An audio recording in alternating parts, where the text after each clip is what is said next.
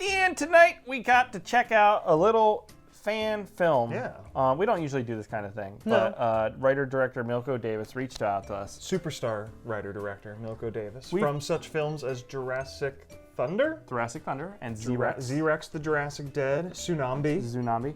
Tsunami. Yeah, you're right. But we are acquainted with him. We've talked to him several times, and I like his movies quite a bit. You do? So he reached out to us because he just put together this Star Wars fan film. Yeah. And I said, yeah, hell yeah, we'll check it out. Even though I'm not really a Star Wars fan. Yeah, this is an interesting watch for you and I, because I generally do quite like Star Wars. You generally are like ambivalent to it. You don't hate it, but this appears to be based on Old Republic stuff, which has been more explored in the video games, which is an area of lack of knowledge for me. But you actually probably have more experience with those. I played Knights of the Old Republic, but I couldn't tell you the storylines. And it was a while ago. So I had no idea what this was going to be about. And I mean, I don't think the story in this is that deep or anything like that. It's pretty generic Star Wars stuff. So this is a 13-minute short. What I did think about this, and got the classic Sith and Sith apprentice kind of setup. Will they? Oh my God! Like, will they work together? Will one kill the other? That's every Star Wars thing. Yeah. This is and I mean not everything, but a lot. Yeah, it's been done. So I have seen other Star Wars fan films, probably not fully, but I've clicked around through them. And what I will say about this immediately, while it's not matching the quality you would get in a real Star Wars movie. Of course not. What it does do, and it does do well, is it gives you the feeling that they're on a different world as opposed to running around in the forest with lightsabers. Yeah. Because most Star Wars fan films feel like they're filmed in some dude's backyard. The thing about Milko Davis is he is a special effects guy, so he can throw some stuff up on a green screen and do some stuff in post. So that's what's impressive about something like this for me, because if you took the effects away, the quality as they were, and just shot it in the forest. And and just showed me the raw footage. It's just all green screen. Yeah. And that the directing behind something like that is kind of mind-blowing to me. Yeah.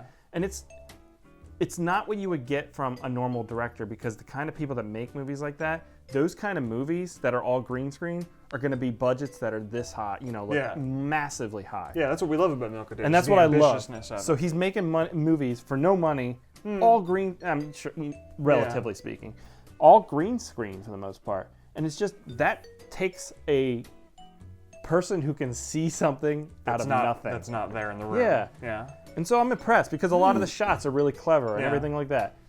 I wonder how much that is seeing it in advance versus making it work, because there's definitely shots in this where you're like, oh, that makes no sense. Like, I'm particularly thinking of some of the stormtroopers, for lack of a better word. They're probably not called that, but they're walking through like a canyon, and they're just like walking all over rocks like they're not even there. Yeah. It just looks kind of goofy. So well, picture of it. That's the thing. Like, we can do a green screen thing, but like, you need to have matching background for all your movements and all your angles, and that's the hardest thing. So in like a big budget movie, they'll just generate that stuff out of whatever 3D environment they need. And they'll often build like 3D green stuff that they can then build probably. on. Or they'll put in props that match, and you know what I mean, stuff like that they can add to. So this is like, I don't know if Milko Davis is crafting these 3D environments or these images or whatever, or he's finding them. And if he's finding them, that's even more difficult, because how do you make that work for all your angles you're shooting and stuff like that? I guess more to the point, like, because you keep saying how they have no money. And sure, compared to Star Wars, they have no money. But there's costumes in here. There's special effects. You're right. There's all kind. Like, this is pretty ambitious for a film you cannot legally make any money on. So why do you think, especially somebody like Milko Davis, who's already directed features, does something like this? Does he love Star Wars, maybe? Probably. I mean, a lot of people are directors who get into filmmaking because they love Star Wars and Indiana Jones and shit like that as a kid. And those costumes, they look pretty good. Yeah, they did. Especially the main woman and that Sith Lord guy. Yeah. I think his looked really good. The stormtroopers, they were impressive in a way. Yeah. They didn't look kind of like not hard. You know what I mean? I don't know how to describe it. They just kind of look like rubbery in some ways. Yeah. It is what it is there. But yeah, the effects are fun. You think just creatively it's wanting to play in that world a little bit? I have no idea. Like, I want to make an Aliens thing. Yeah. But I would never spend money to make an Aliens project. Yeah.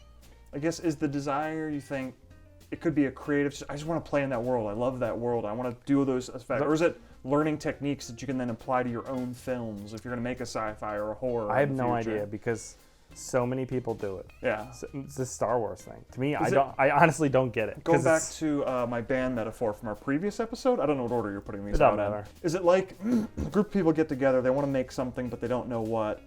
If you're a band, you're like, well, let's just do some covers. Let's find our sound. Figure out what we like and what we're good at.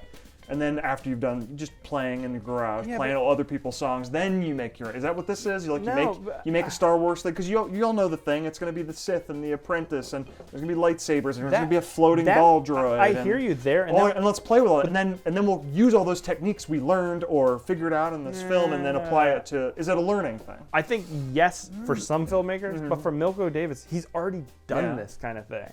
Yeah, like the Jurassic Dead looked better than this, I think, in some ways. Now, granted, did it though? I think it did. I mean, there's some really good shots in this that do really work, and then there's other ones, like you said, when they're walking over the rocks and stuff, where it's obviously that they're not. It doesn't quite work as well. There's moments where it looks almost animated, and I was talking to you, I was like, it would be cool to see if you could run this thing through with some sort of filter where it made it look sort of animated, because it would hide all those little, you know what I mean? Kind of get that like Beowulf effect. Yeah, something like that, because it would hide all those little details that you see. But this looks way more like a Star Wars thing than a lot of the fan films, I'll say. Okay, I haven't explored that world much. Yeah, I don't know. But I don't know Star Wars. I didn't really follow the plot because I think the biggest weakness of this was the audio. I couldn't really hear what people were saying, and then the main character had a thing over her face, and they didn't like overdub it or something in a way where. One thing that can't be ignored when discussing this is very much a COVID creation. Like they kind of did this because everybody was going to wear a mask, and that presents challenges for audio capture for sure. I wonder if that's part of the reason why this got made. They're like, all the productions we were planning on doing this year got canceled. Let's fuck around and make a Star Wars. Let's make it all on my green screen. Right? Yeah. I don't know. With no more than 2 people on screen at any given moment, and at least one is wearing a mask at all times. But these things he does, like if you look at it, it's probably like the shortest amount of time spent on this is actually probably filming, and the rest is all post-production. Yeah. Because every shot is some sort of visual effect. If not the background, then the lightsabers or the little droid thing. Yeah, I mean, and that's what I'll reiterate with every time we do a Milko Davis movie. I'm always impressed by his ambitiousness and not letting anything hold back from these crazy visual effects sequences. And to me, while they don't hit the quality of a real big budget movie, and they, you know what I mean? But they're always fun. They get 50% as good at 10% of the budget. Yeah, they're always fun to me. Yeah. So I appreciate that. And I guess going back to the motives, do you think doing something like this is trying to prove, hey, we can do a Star War, hire us on your Star War, kind of a thing? No, because they're never going to hire a random person to do a Star Wars. You don't think so? Didn't the guy who did the South African Critters movie, didn't he do a Critters fan film, and that's why they picked him up? For Critters? Yeah. Am I misremembering? Well, dude. I mean, I know that movie wasn't good. No. Critters and Star Wars are a little bit different animals, my friend. I know. They might hire Milko Davis Disney's to make a Disney's going to own them both by the end of the decade anyway. Well, yeah, but they might hire Milko Davis to make a Critters movie, but they're not going to hire... They should. Oh my God, Chris, that's brilliant! He would make the best Critters movie we've had since Critters 4.